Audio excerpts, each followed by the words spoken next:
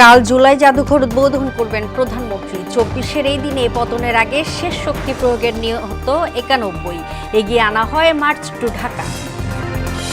সম্পত্তি দান করলেও জীবনদশায় থাকবে ভোগ দখলের অধিকার, মন্ত্রিসভায় অনুমোদন। ঘুমের জেরে মৃত্যু হলে সর্বোচ্চ সাজা মৃত্যুদণ্ড। নরসিংদীতে গ্যাস সংকটে স্থবির জনজীবন, বাসাবাড়িতে জ্বলছে না চুলা, সিএনজি পাম্পে দীর্ঘ লাইন।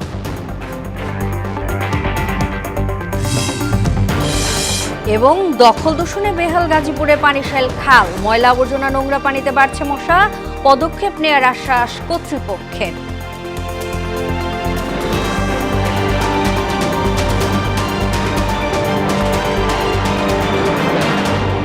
আসসালামু আলাইকুম, স্বাগত মোহনার সংবাদে। এতক্ষণ শুনছিলেন শিরোনাম, পুরো সংবাদের সঙ্গে আছি আমি তাজরিন আহার মুক্তি। শুরুতেই রক্তাক্ত জুলাই প্রসঙ্গ।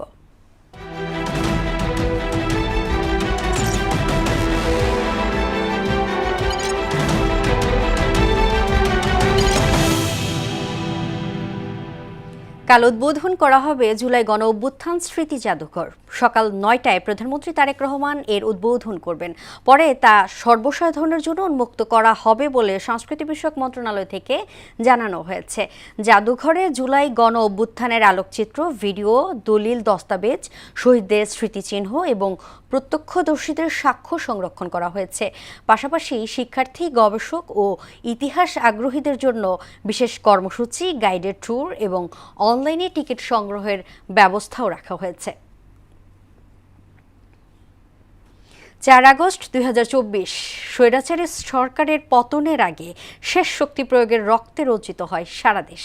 রাজধানীসহ বিভিন্ন স্থানে সংঘর্ষ, গুলি ও সহিংসতায় প্রাণ হারান অন্তত ৯১ জন। পরিস্থিতি নিয়ন্ত্রণে দ্বিতীয় দফায় বন্ধ করে দেওয়া হয় ইন্টারনেট, জারি করা হয় অনির্দিষ্টকালের কারফিউ। পরিস্থিতি ভয়াবহ হয়ে উঠলে একদিকে এগিয়ে আনা হয় আন্দোলনের গুরুত্বপূর্ণ কর্মসূচি মার্চ টু ঢাকা। নাজমুল ইসলামের প্রতিবেদন। অসহযোগ আন্দোলনের প্রথম দিন থেকে দেশের বিভিন্ন স্থানে ছড়িয়ে পড়ে সহিংসতা, সংঘর্ষ, গুলিবর্ষণ ও ধাওয়া পাল্টা ধাওয়ায় একদিনে নিহত হন অন্তত ৯১ জন। এই প্রাণহানিতে আরও বেগবান হয় আন্দোলন। পরিস্থিতির জন্য আন্দোলনকারীদের দায়ী করে তৎকালীন প্রধানমন্ত্রী শেখ হাসিনা বলেন, যারা নাশকতা ও ধ্বংসযজ্ঞে জড়িত তারা আর ছাত্র নয়, তারা সন্ত্রাসী। অন্যদিকে সেনাবাহিনী ও পুলিশ জনগণকে কারফিউ মেনে চলা এবং আইন লঙ্ঘন না করার আহ্বান জানান। দিনের শেষ ভাগে সরকার দ্বিতীয় দফায় সারা দেশে ইন্টারনেট বন্ধ করে দেয়। সন্ধ্যা ৬টা থেকে জারি করা হয় অনির্দিষ্টকালের কারফিউ। কার্যত পুরো দেশ চলে যায় কঠোর নিরাপত্তা বলয়ে। এদিকে আন্দোলনের গতিপথ বদলে দেয় বৈষম্য বিরোধী ছাত্র আন্দোলনের নতুন ঘোষণা। ৬ আগস্টের নির্ধারিত মার্চ টু ঢাকা কর্মসূচি একদিন এগিয়ে ৫ তারিখে নির্ধারণ করা হয়। সমন্বয়ক আসিফ মাহমুদ দেশজুড়ে ছাত্র জনতাকে ঢাকার উদ্দেশ্যে যাত্রা শুরু করার আহ্বান জানান। ৬ তারিখের যেই লং মার্চ টু ঢাকা কর্মসূচি ছিল সেটাকে আমরা একদিন এগিয়ে নিয়ে এসেছি। ৫ই আগস্ট সারা দেশের মুক্তিকামী জনতাকে ঢাকার উদ্দেশ্যে রওনা হওয়ার জন্য আমরা আহ্বান জানাচ্ছি। সেই ঘোষণায় পরদিনের ঘটনা প্রবাহের ভিত্তি রচনা করে।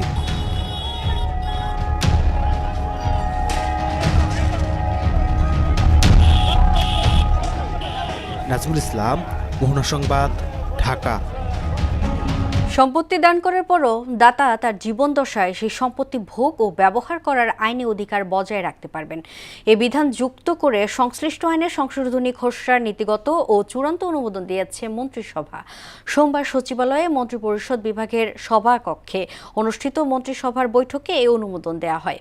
বর্তমানে প্রচলিত সম্পত্তি হস্তান্তর সংশোধন আইন ২০২৬ অনুযায়ী কেউ সম্পত্তি দান করলে ওই সম্পত্তির মালিকানা ও ভোগ দখলের অধিকার সম্পূর্ণভাবে গ্রহীতার কাছে চলে যায়। গুম প্রতিরোধ ও প্রতিকার আইন ২০২৬-এর সাপেক্ষে চূড়ান্ত অনুমোদন দিয়েছে মন্ত্রিসভা। গুমের অপরাধের জন্য সর্বোচ্চ যাবজ্জীবন কারাদণ্ড এবং অর্থদণ্ডের বিধান রাখা হয়েছে। 3 দিনের সরকারি সফরে বাংলাদেশে আসছেন যুক্তরাষ্ট্রের প্যাসিফিক ফিল্ড বা প্রশান্ত মহাসাগরীয় নৌবহরের commander admiral Stephen Kohler. Dhaka ও ওয়াশিংটনের মধ্যকার সাম্প্রতিক কূটনৈতিক তৎপরতা অংশ হিসেবে এই সফরে 2022 সদস্যের একটি নৌ প্রতিনিধি দলের নেতৃত্ব দেবেন তিনি। সোমবার ঢাকাস্থ মার্কিন দূতাবাস ও এ তথ্য নিশ্চিত করেছে।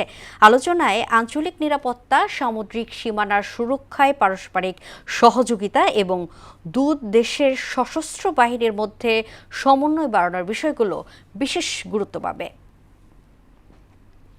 স্বৈরাচারের ভাষাতেই বিরোধী দলের নেতারা কথা বলছে বলে অভিযোগ করেছেন বিএনপির মহাসচিব ও স্থানীয় সরকার মন্ত্রী মির্জা ফখরুল ইসলাম আলমগীর। সোমবার জাতীয় প্রেস ক্লাবে জুলাই গণঅভ্যুত্থানের দ্বিতীয় বর্ষপূর্তি আয়োজিত এক আলোচনা সভায় এ কথা বলেন তিনি। এ সময় তথ্যমন্ত্রী জহির উদ্দিন স্বপন বলেন, জুলাই সনদের প্রতিটি অক্ষর বাস্তবায়ন করবে সরকার।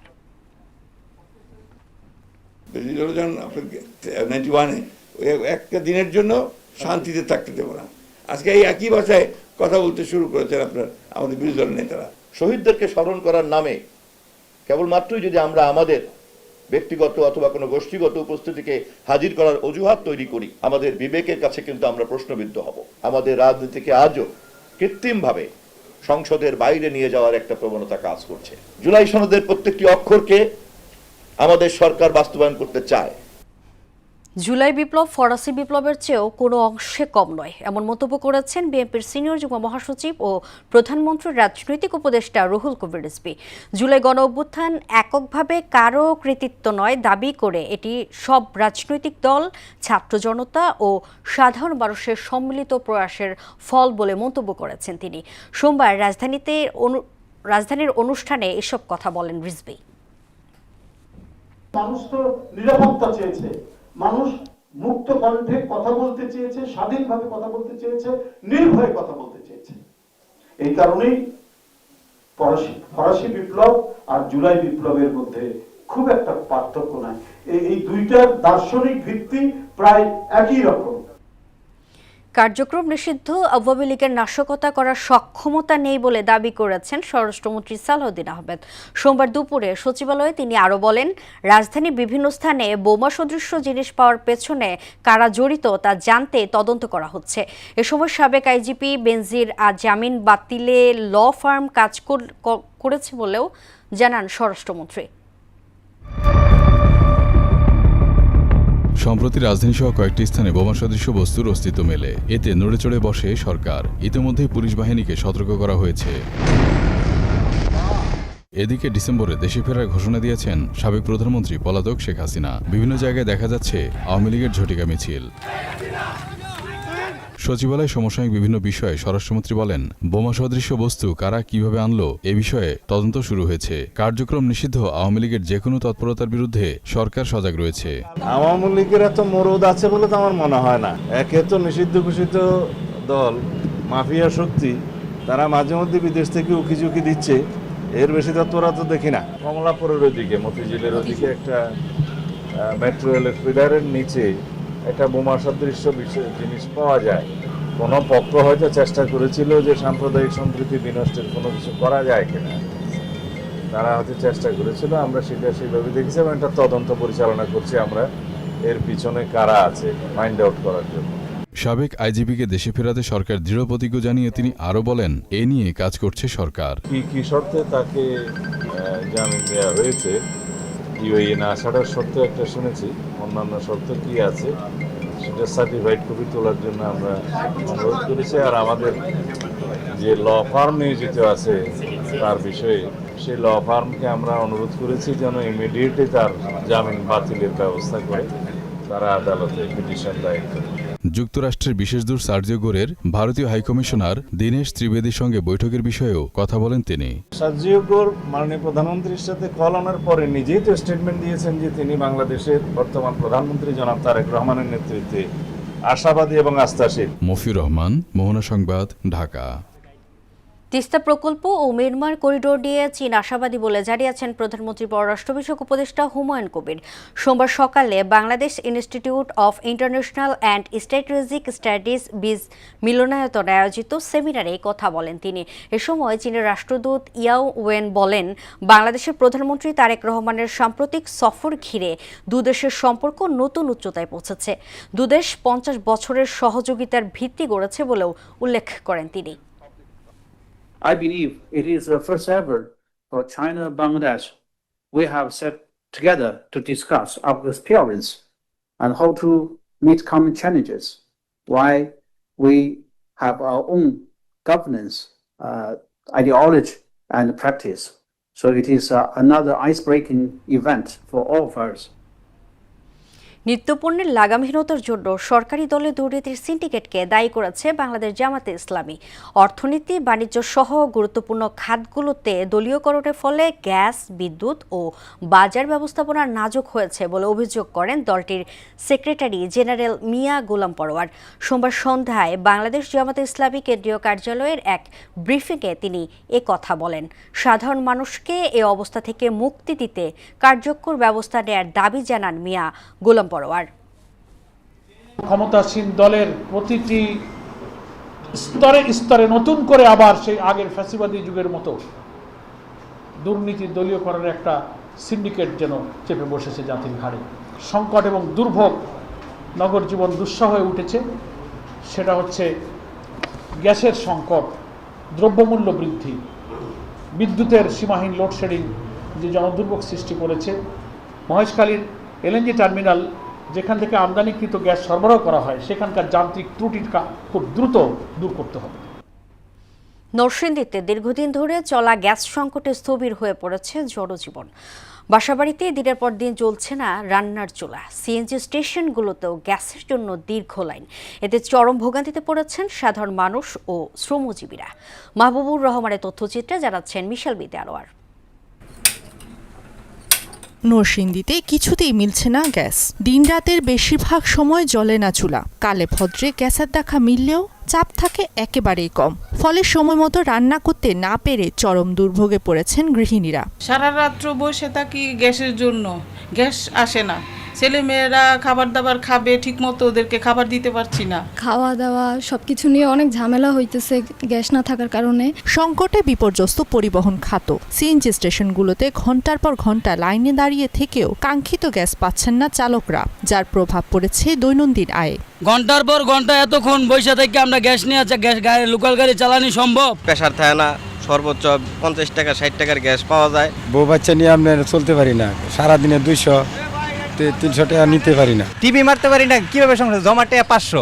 সরকারের কাছে এর একটা সমাধান চাই। মূল সংযোগেই গ্যাসের চাপ অস্বাভাবিক কম। এতে চাহিদা মতো গ্যাস সরবরাহ করা সম্ভব হচ্ছে না বলে জানায় সিএনজি স্টেশন কর্তৃপক্ষ।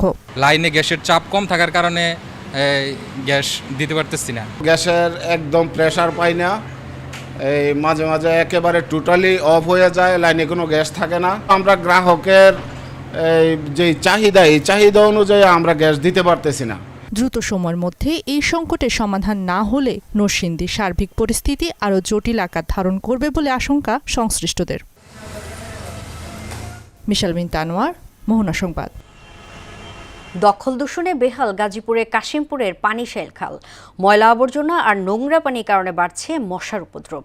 স্থানীয়দের অভিযোগ, দীর্ঘদিন পরিষ্কার না হয় পরিবেশ দূষণের পাশাপাশি বাড়ছে রোগবালাই। যথাযথ পদক্ষেপ নেওয়ার আশ্বাস দিয়েছে কর্তৃপক্ষ। আরও জানাচ্ছে মেহেদি হাসান। গাজীপুরের কাশিমপুরের পানিশাইলের খাল এখন যেন ময়লার বাঘার।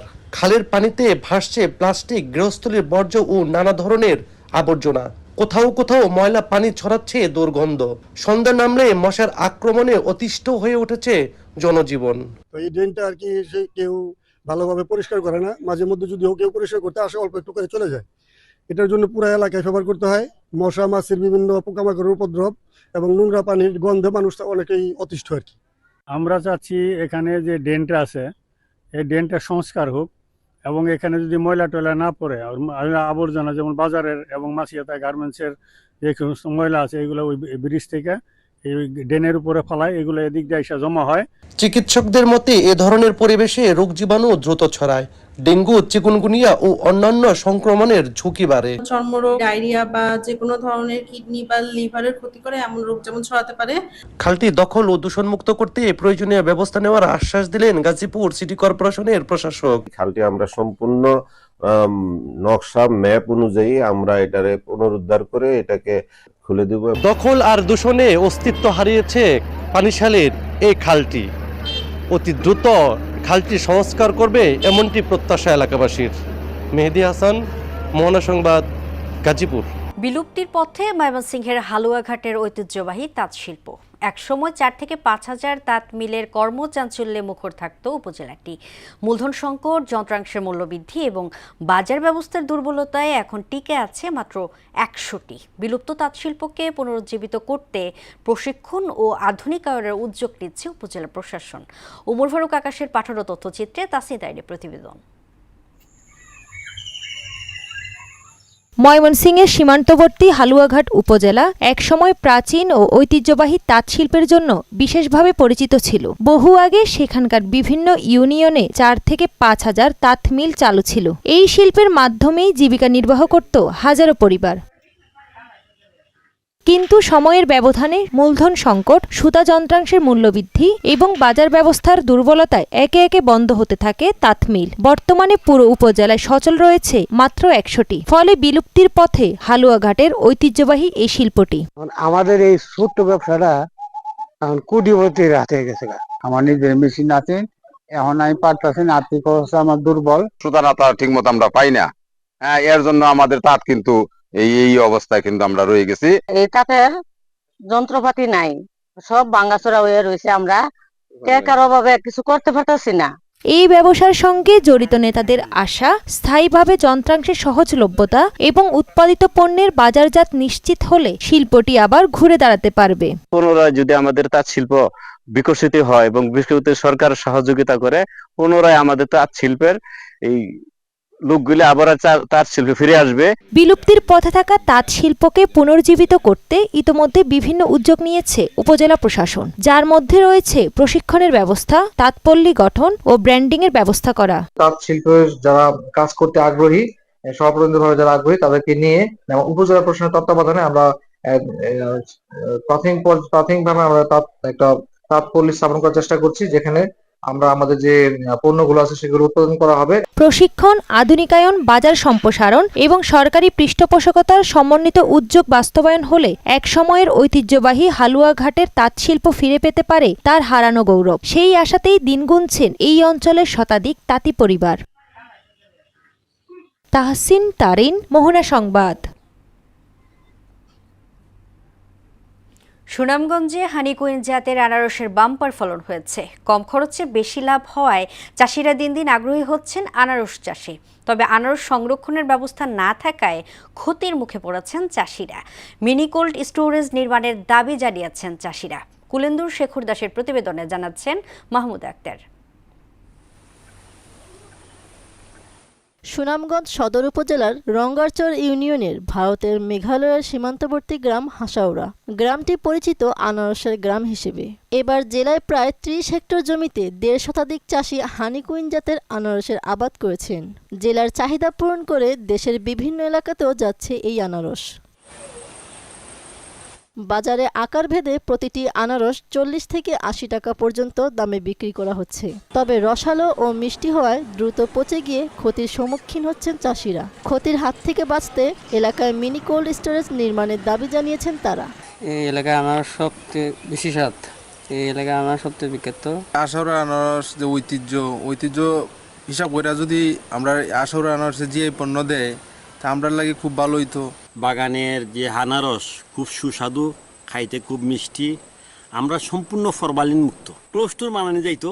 আমরা যদি খণ্ড 20 দিন আনারসটা রাখার পরে যদি বিক্রি করতাম তে মোটামুটি লাভবান হইলাম না। আনারস সংরক্ষণে মিনি কোল্ড স্টোরেজ নির্মাণে সরকার এগিয়ে আসবে বলে আশা জানান কৃষি বিভাগ। স্থানীয় পর্যায়ে চাহিদার পাশাপাশি এটা আমাদের সিলেটে, ঢাকায় ব্যাপক চাহিদা থাকায় কৃষকরা এটা চাষের আগ্রহী দিন দিন হইতেছে।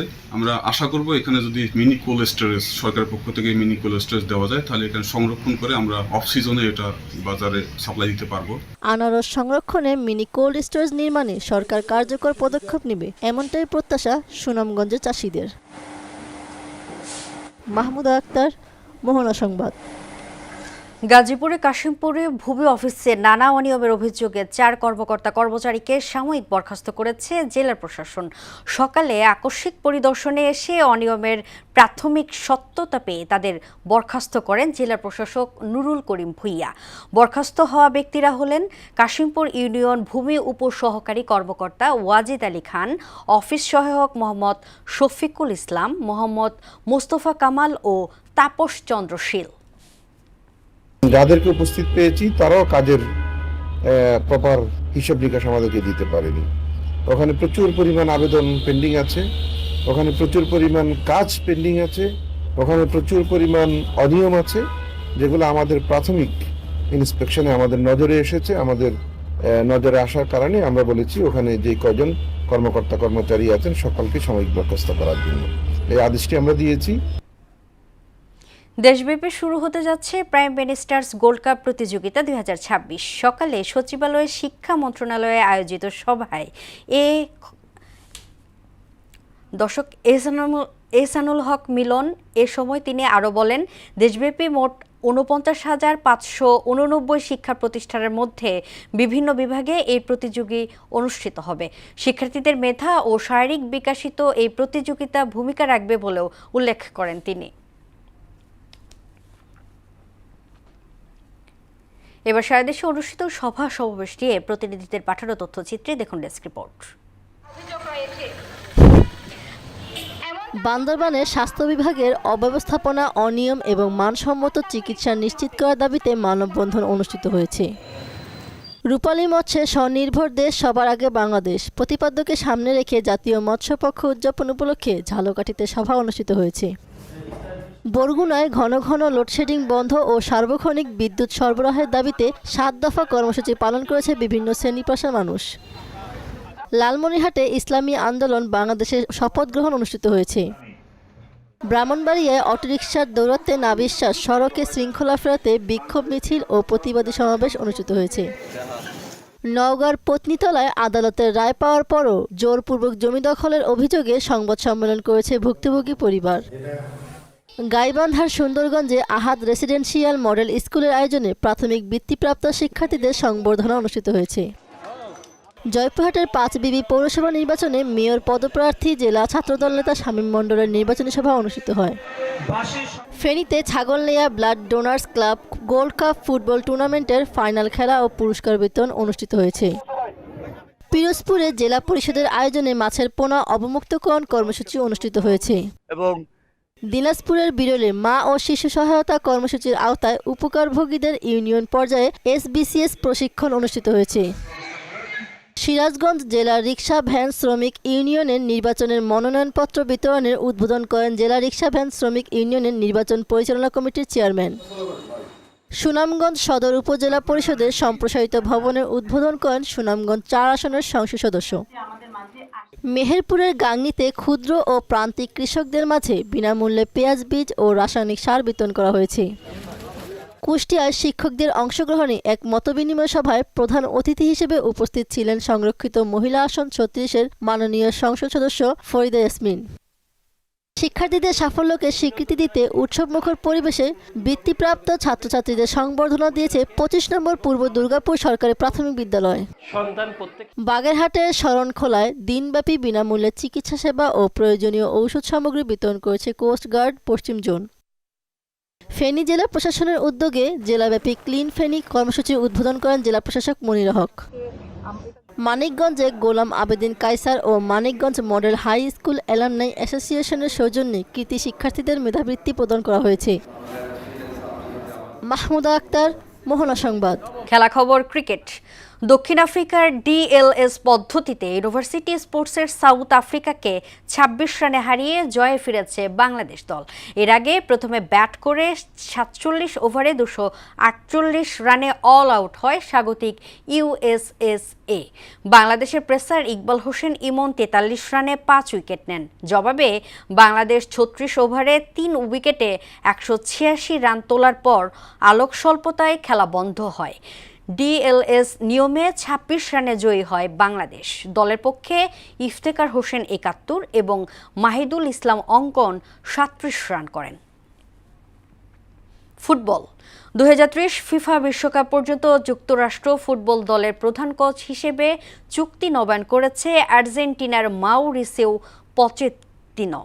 সদ্য সমাপ্ত ২০২৬ বিশ্বকাপে তার অধীনে আমেরিকা গ্রুপ চ্যাম্পিয়ন হয়ে নকআউটে ভালো লড়াই করে।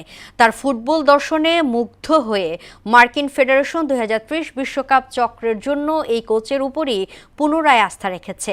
নতুন চুক্তি অনুযায়ী পচেত্তিনোর মূল লক্ষ্য ২০২৭ ও ২০২৯ CONCACAF Nations league gold cup এবং ২০২৮ লস অ্যাঞ্জেলস অলিম্পিকে দলকে সেরা সাফল্য এনে দেয়ার। দর্শক, এই পর্যায়ে জানিয়ে দিচ্ছি আজকের সংবাদপত্রের গুরুত্বপূর্ণ শিরোনাম।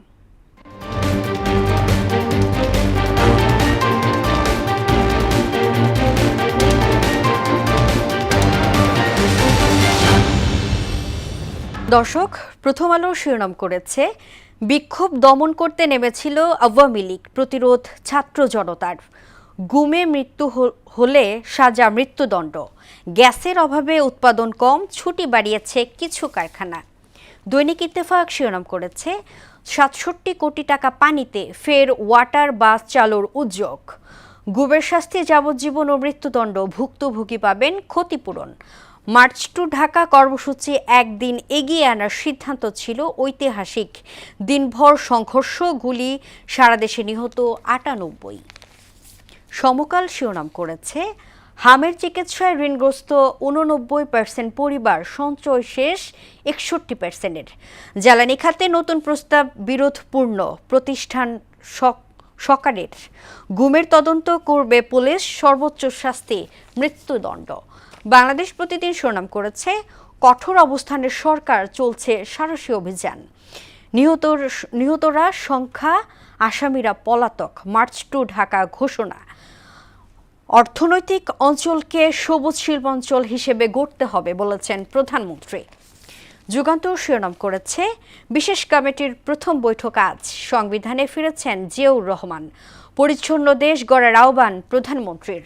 বৈষম্যহীন রাষ্ট্র চেয়ে জীবন দেন নাফিস। এবং আমার দেশ শিরোনাম করেছে মন্ত্রিসভায় অনুমোদন, গুমের সর্বোচ্চ শাস্তি মৃত্যুদণ্ড, কোটি টাকার জরিমানা। আবারও দিল্লির হাসিনা কার্ড। রিকশার পাদানিতে ঝুলতে থাকা শহীদ নাফিজের শেষ ২৪ ঘন্টা।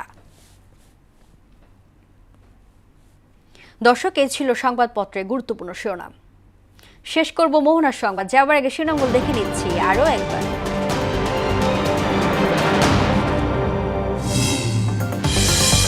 কাল জুলাই জাদুঘর উদ্বোধন করবেন প্রধানমন্ত্রী। ২৪-এর এই দিনে পতনের আগের শেষ শক্তি প্রয়োগের নিহত ৯১, এগিয়ে আনা হয় মার্চ টু ঢাকা। সম্পত্তি দান করলেও জীবনদশায় থাকবে ভোগ দখলের অধিকার, মন্ত্রিসভায় অনুমোদন। গুমের জেরে মৃত্যু হলে সর্বোচ্চ সাজা মৃত্যুদণ্ড। নরসিংদীতে গ্যাস সংকটে স্থবির জনজীবন, বাসাবাড়িতে চলছে না চুলা, সিএনজি পাম্পে দীর্ঘ লাইন।